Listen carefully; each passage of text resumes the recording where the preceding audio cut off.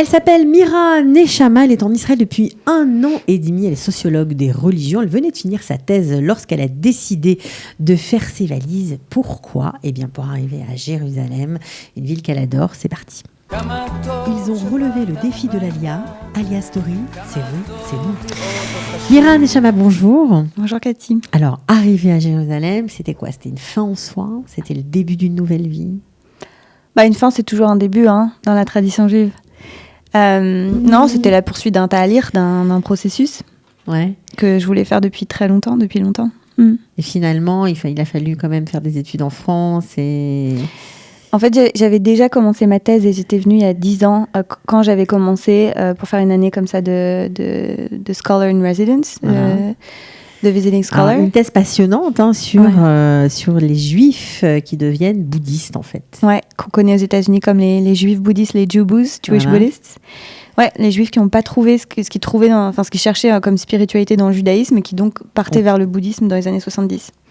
Et comment les rabbins ont réagi en remettant en valeur la méditation juive, en fait, pour que les Juifs qui veulent la spiritualité aillent pour dans les le contenter et pour qu'ils restent, juifs et dans leur tradition à eux. Alors finalement, cette thèse vous a amené aux États-Unis.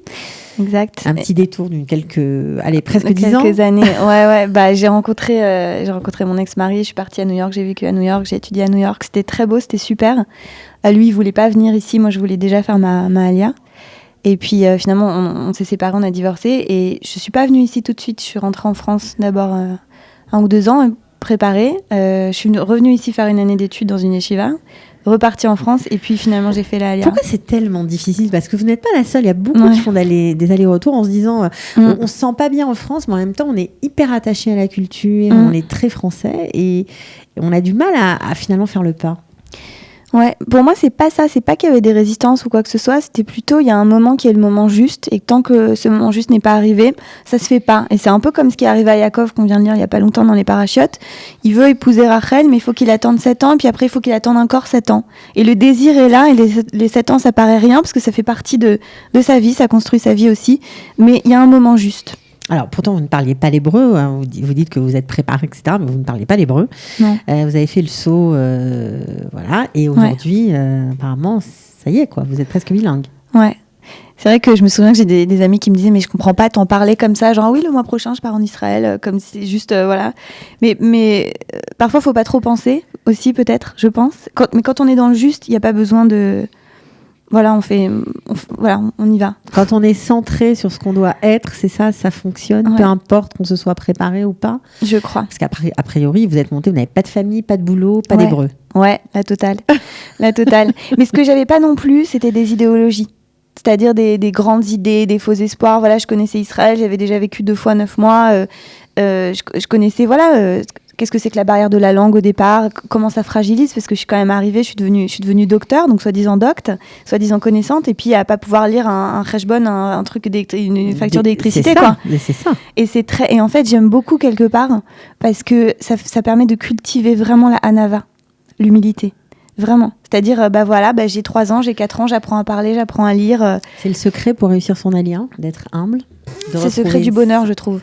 C'est le secret du bonheur, l'humilité. Mais je pense que ça aide aussi beaucoup dans la Alia, qu'on accepte d'être hors de notre zone de confort. Le confort, c'est à Paris. Alors Paris, je connais, c'est très connu, j'ai mes amis, je parle la langue, il n'y a pas de problème, etc. Il n'y a pas de choc culturel, entre guillemets.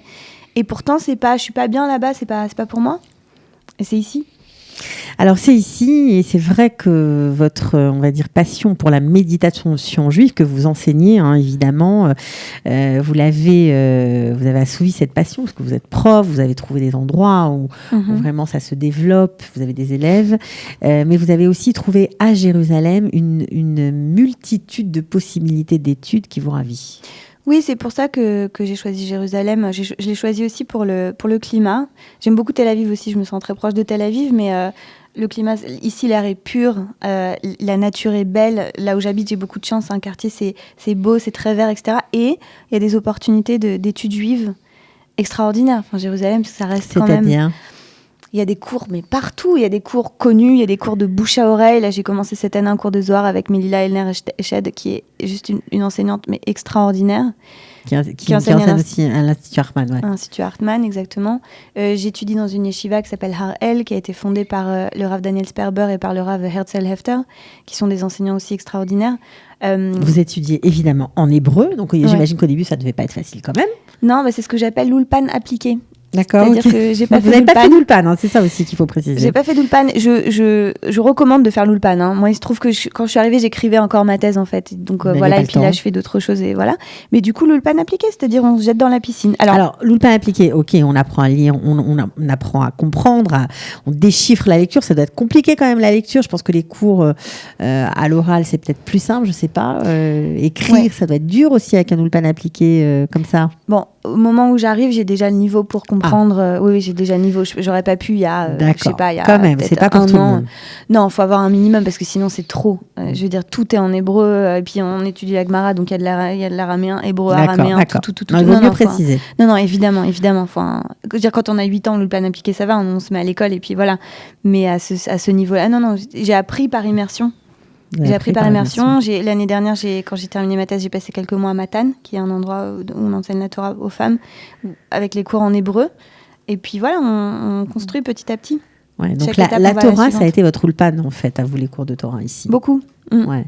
Alors, on trouve beaucoup de richesse dans l'étude. J'insiste sur ce point parce que c'est vrai que quand on est francophone et qu'on ne fait pas l'effort d'aller vers la société israélienne, on peut, et qu'on a envie de s'enrichir spirituellement, on peut rater des choses et c'est dommage. Donc, il y a une variété, une multitude de cours à Jérusalem impressionnante. Ah ouais. Impressionnante, il y a vraiment beaucoup de enfin, c'est très riche, c'est très très riche ici. Et je dis souvent en plaisantant que apprendre l'hébreu en Israël, c'est un exploit parce que c'est très facile de vivre sans jamais apprendre l'hébreu, sans jamais parler hébreu. On peut parler anglais, on peut parler français, français, on peut vivre comme ça, mais des décennies. J'ai des amis comme ça. Et après, c'est à nous de savoir qu'est-ce qu'on veut se donner. Et si on veut se donner cette chance-là, c'est vrai qu'il faut faire la démarche au début, il faut faire vraiment un effort qui est un effort constant en fait. Au lieu d'aller vers le facile, bah non, là je vais parler en hébreu, bah non, là je vais essayer de lire ça en hébreu. Ah bah je vais aller dans ce cours, et ben ouais, je vais être larguée, ça va me faire bizarre, ça va encore une fois sortir de la zone de confort. Mais ce qu'on gagne après, c'est extraordinaire. Et je pense que si on veut vraiment s'intégrer dans ce pays, la langue, c'est important. Bon, la musique aussi, ça vous a beaucoup aidé, la musique israélienne. Ouais, moi j'ai beaucoup appris avec la musique en fait. Et ce que je vous disais tout à l'heure, je me suis mis dans la peau d'un nourrisson qui apprend sa langue maternelle. Et il l'apprend par immersion, il l'apprend en entendant des mots. Et moi j'ai appris la langue comme une musique en fait. C'est-à-dire on est pas en essayant de traduire dans ma tête les concepts du français à l'hébreu, mais en m'immergeant tellement que je vais faire une phrase et je vais voir ça et je vais le penser en hébreu. Alors, la musique de l'Alia, c'est quoi pour Mira Nechama? Il y en a plein. Avraham Tal, Aaron Razel, comment il s'appelle Ishaï Ribo, voilà, Shlomo Arti. Donc quoi, on s'assoit, on écoute la musique, on essaye de comprendre les paroles? Même pas, je les écoute tout le temps. Boucle. Et c'est magnifique quand vous entendez une chanson pour la 20e fois, 50e fois, et que brusquement vous dites « Ah, mais j'ai compris cette phrase !» C'est magnifique. Ok, donc ça aussi, c'est quelques conseils des types. Voilà. Alors, qu'est-ce qui était, ça, c'est les trucs sympas d'Israël. Qu'est-ce qui a été difficile? Parce qu'il y a toujours des moments difficiles ici. Ouais, la première chose que je vous dirais, c'est la solitude, qui fait partie de l'expérience de l'immigrant, et donc il faut le savoir en fait. Et peut-être que la chance que j'ai eue... La solitude, pourquoi? Parce qu'on n'a pas d'amis, parce qu'on n'a pas de famille, parce que quoi? Les deux, c'est-à-dire, bon, moi, ma famille, personne n'a fait ça à Alia. Donc j'ai pas de parents, j'ai pas de parents chez qui aller Shabbat comme ça, voilà. Alors grâce à Dieu, il y a des familles israéliennes qui m'ont un peu adoptée, mais il faut se reconstruire un cercle, il faut se refaire des amis, les relations, on devient pas proche comme du jour au lendemain avec les gens. Mes amis proches sont encore à Paris aujourd'hui, donc voilà, ça fait partie de l'expérience de l'immigrant. Ça prend du temps et puis parfois on se sent seul et puis le lendemain ça va mieux et voilà. Mmh. Qu'est-ce que vous adorez faire ici? Me poser au soleil, prendre un café, me préparer pour Shabbat, aller à la mer quand je peux comme ça à Tel Aviv, partir en week-end à Mitzpeh Ramon. En fait, cette proximité qu'on a avec la nature et la beauté du Shabbat ici, surtout à Jérusalem, qu'on sent beaucoup.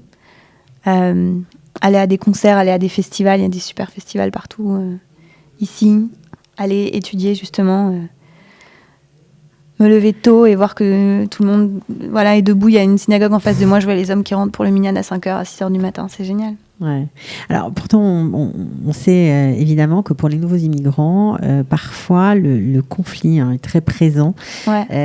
Je sais qu'on en a parlé un petit peu avant l'émission. Le conflit, les alertes, les tseva'adom, comme on dit, dans le sud, ces derniers temps.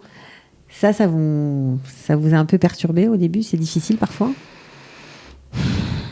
C'est par moment, parce qu'ici on vit quand même dans une bulle très protégée. Moi, ça m'est arrivé d'être là, justement, littéralement, je revenais d'un café, j'avais passé un super moment avec une copine au café et tout, et je reçois un texto d'un ami de France. Ça va? On a vu qu'il y avait des trucs en Israël, moi j'étais même pas au courant encore.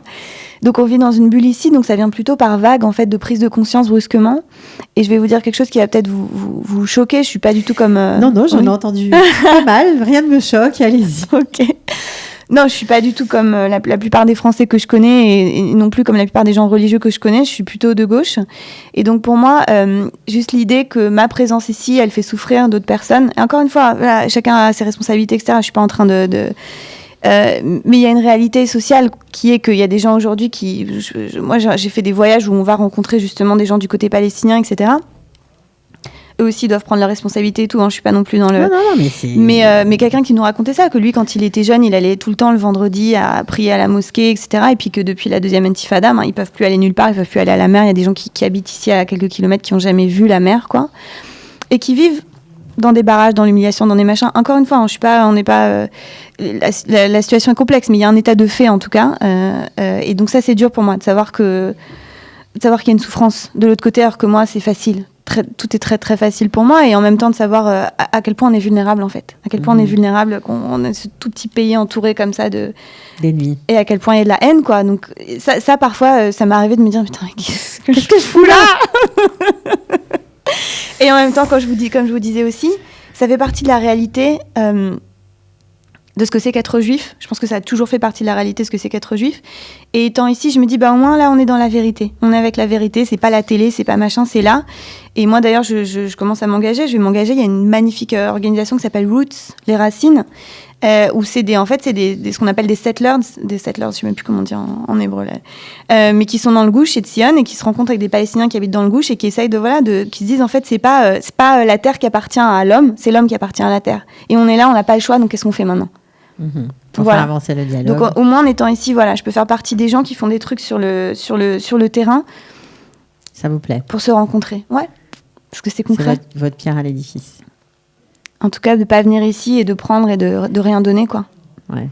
Bon, on va finir par ce moment, voilà, faire son alia pour donner aussi de sa personne, sa personnalité, de ses énergies, voilà, pour faire avancer ce beau pays qu'on aime tous. Merci beaucoup en tout cas, Mira, à bientôt et bonne chance. Je ne sais pas ce que je peux vous souhaiter, je pose toujours cette question, d'avoir plus d'élèves, d'être heureuse, d'être heureuse tout simplement.